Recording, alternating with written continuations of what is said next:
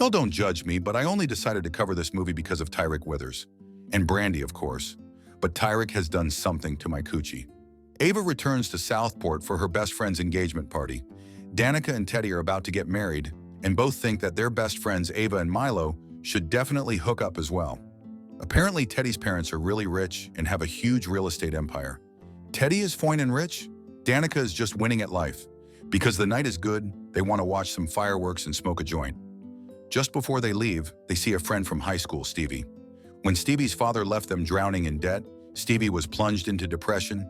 She even went to rehab. Now she works at a bar. They invite her, and Stevie agrees to join them. For the first time in a long time, the group is back together. Danica is behind the wheel, as Teddy is already high and drunk. They stop on Rapier's curve to watch the show. This energy just makes my dick hard. God! Trying to be funny, Teddy pretends he can stop an oncoming car. Worried, Milo pushes him out of the way. Unfortunately, there is another car, and the driver swerves and hits the barrier, trying to avoid Teddy. Everyone immediately approaches the crash. Teddy announces that the guy is still breathing, so they begin to pull the car before it falls over, but it continues to slide. Then the driver tries to grab Teddy, but Teddy manages to free himself before the vehicle plunges off the cliff. Stevie and Ava want to call the police, but the others know they'll get in trouble. Teddy can end up in prison. I mean, it truly was an accident, but the writers needed an excuse for a reboot, so this is what we get. Then Teddy calls the authorities to report the accident. He tells his friends they should leave before the cops arrive. Stevie refuses to lie to the cops and refuses to leave the scene of the crime. So Teddy promises they'll go to the police station, but he just lied to get them all out of there. Teddy promises that his father will take care of everything. Then they agree never to talk to anyone about what happened. A year later, Ava returns to Southport. She has met a woman named Tyler and has scissored with her. Because they are going the same way, Tyler asks Ava for a ride. Ava introduces Tyler to Milo, and Tyler shares that she's down for a threesome. Apparently, Tyler runs a successful true crime podcast and she's covering the massacre that happened in Southport. When they part ways, Ava and Milo go straight to Danica's house for her bridal shower. Ava sees that Danica and Stevie have grown closer. While Danica is opening gifts, she stumbles upon a note that reads, "I know what you did last summer." She panics but doesn't want to show it to her new fiancé, Wyatt. Why does Wyatt and Milo look the same? Danica suspects that it was Teddy who sent the letter. He broke off the engagement 1 month before the wedding, and Danica thinks he's unstable. I can fix Teddy. The group is worried that someone knows about their involvement in the accident. The guy who died last year was Sam Cooper, and they're sure that he lived alone. So Stevie, Milo, and Ava visit Teddy to check on him, who is still fine, even though his hair disheveled. They show him the note, but Teddy insists it wasn't him. Later that night, while Danica is taking a bath, using a period-colored bath bomb, a person in a fisherman's slicker attacks Wyatt. He gets dragged like a fish. Then the mysterious person slashes Wyatt with their masturbating hand. By the time Danica finishes, she finds her fiancé impaled on a stick and the words, "You can't erase the past," written on the wall. The group immediately shows their support. Even Grant, Teddy's dad, promises that there will be patrol cars outside Danica's house that night. Ava stays behind and comforts her friend the best that she can, even laying on the same bed together, which is giving lesbianist vibes. The next day, the gang meets up to talk about what happened. Milo thinks that it was Ava's new friend Tyler, the one with the crime podcast. In one episode, Tyler talked about a killer in a fisherman's slicker terrorizing a group of teens in 1997. It all started with a note, the same with Danica's case. Tyler learns that after the murders, property value in Southport went down. So Teddy's father, Grant, a property developer, took advantage to develop the area. But not everybody was happy about the gentrification. She thought she ate with that one. Ava meets with Tyler to see if she's really the killer.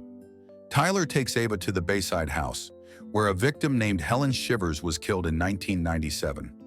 Tyler says one of the survivors is Julie James, and that she also received a note that says, "I know what you did last summer." Then the murders started happening. While Tyler is looking around, Ava finds herself face to face with the killer.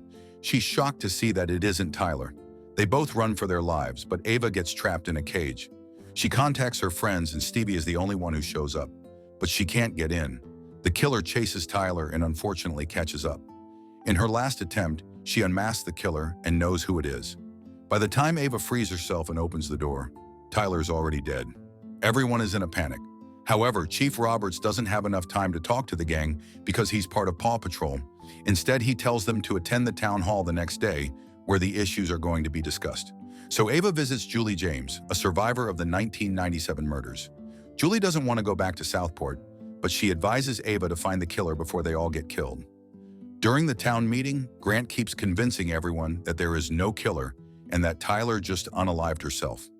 He even says that Sam Cooper was a drug addict who was driving a stolen car. A man named Ray barges in to call him out. Oh, that's the original Foyne man of the series. It turns out he was also a survivor of the 1997 murders, and he blames Grant for bearing the truth. Ray is also Stevie's boss. Now that they know Ray was also a victim, they reveal the truth to him and ask for his help. Ray admits that he and Julie were married, but then he met Daphne and married her. He advises the group to find out whose car it was that Sam Cooper was driving the night of the accident. They find out that the car belonged to Judah Gillespie, the pastor. Meanwhile, Danica and Teddy head to the local cemetery to look for clues. Oh my God, Diva, that's so fucking creepy. Are we done? Then they see fresh flowers on Sam Cooper's grave. Danica asks the graveyard keeper to check who Sam Cooper's last visitor was. While the keeper checks the footage, the killer attacks and kills him before deleting all evidence. Since it's getting late, Teddy volunteers to check on the old man because it's so smart to split up in a horror movie. As soon as Danica's alone, the killer attacks her. She manages to run away, but the killer finds her and slams her head hard. Teddy arrives just in time to save Danica.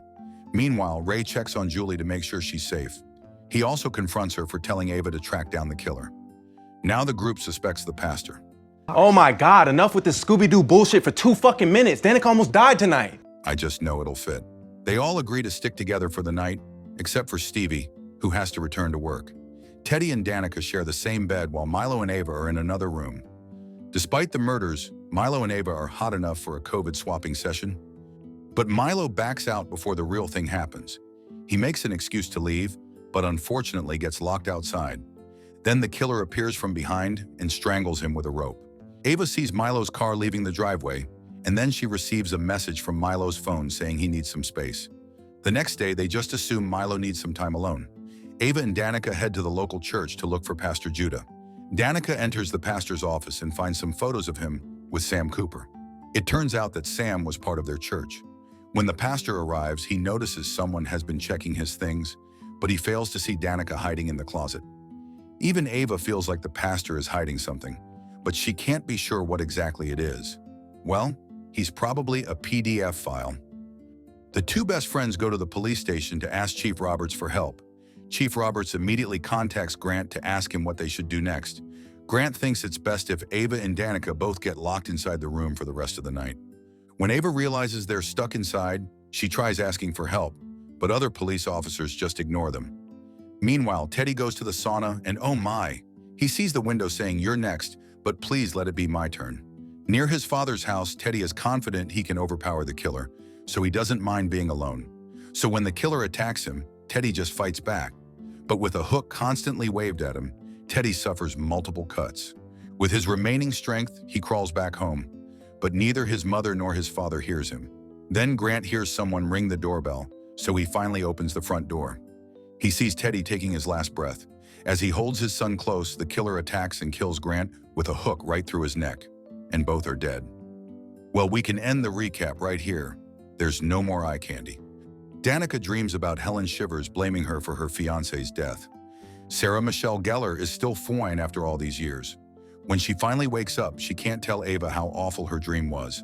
Then, an officer finally lets them go because everyone is called to the marina for a murder case. Ava and Danica follow the authorities, and they are shocked to find Grant and Teddy's bodies hanging upside down for everyone to see. Realizing they could be next, Ava, Teddy, and Stevie decide to take Teddy's yacht and leave Southport. They see Milo's car nearby, but when they open the door, they are horrified to find his cold body in the back seat. Ava is devastated that she never got dicked down by Milo, so the other two drag her away to leave. Stevie runs the yacht while Ava and Danica talk about how crazy their week had been. Back in Southport, the authorities go to the local church and are shocked to find Pastor Judah dead, with his eyes gouged out and his body impaled.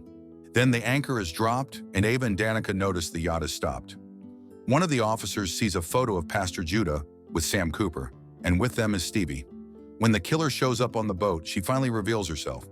Ava and Danica can't believe that it's Stevie, their own friend. Now, how did this skinny white girl overpower my man Teddy? Stevie reveals that when her father left them, she was lost. But she got treatment, got better, and met Sam. Everything was going well until the gang invited her last year to watch some fireworks. Sam was worried that Stevie would relapse, so he took the pastor's car to pick her up. And then the accident happened. Stevie only realized it was Sam when his body got washed up. She reveals that Judah accepted money from Grant in exchange for his silence. And that is why Stevie wants revenge. She is determined to kill her friends, and she's apparently strong enough to attack both Ava and Danica. Then Ray arrives on a boat. Ray tries to talk Stevie down, but she's too overwhelmed to listen. Then Stevie cuts Danica before pushing her overboard. So Ray shoots Stevie multiple times, causing her to fall into the water. Now only Ava is left. Julie thinks that something is off, so she goes online to see some information. That's when she sees a photo of Ray and Stevie together. Realizing that Ray is an accomplice, she rushes to the bar to save Ava. At the same time, Ray says that even though he was traumatized by the 1997 murders, he was forced to adapt. Then Ava sees the cut on Ray's body, and she remembers when she cut the killer. Ava wants to leave, but Ray has already made a plan to kill her. He admits that Stevie didn't want Ava dead because Ava was the only one who wanted to tell the truth after the accident. Then Ray charges at Ava and attacks her. He can't leave any loose ends. When Julie arrives, Ava has already been stabbed in the back, though she's still alive. Julie confronts Ray, saying he shouldn't take his anger out on other people. But Ray feels it is justified to prove his point. He admits that Stevie came to him and told him the truth, and so they plan to teach the gang a lesson by killing them. And this is how you butcher one of the main characters from the original. Before Ray can kill Julie, Ava shoots and kills him with a harpoon. With the killer dead, Ava is finally safe. It turns out that Danica is still alive, and even Stevie has survived the fall. Even though it's just the two of them, Ava and Danica are grateful that they survived Stevie and Ray's murder spree. It's pretty crazy that all of this could have probably been avoided if men just went to therapy. After the credits, we get the scene with the beautiful Brandy watching the news on Ray being the killer. People are always trying to kill that woman. Suddenly, there's a knock on the door, and it's Julie. She received a note saying it isn't over, with an X on our girl Brandy. She says, Who are we fucking up this time? and with that, y'all, I'm more excited about the sequel than this travesty. What did you guys think of this one? Hey, if you like this video, make sure you subscribe now and turn on the notification because YouTube isn't recommending my videos. And if you'd like to watch more foolishness, click here or here.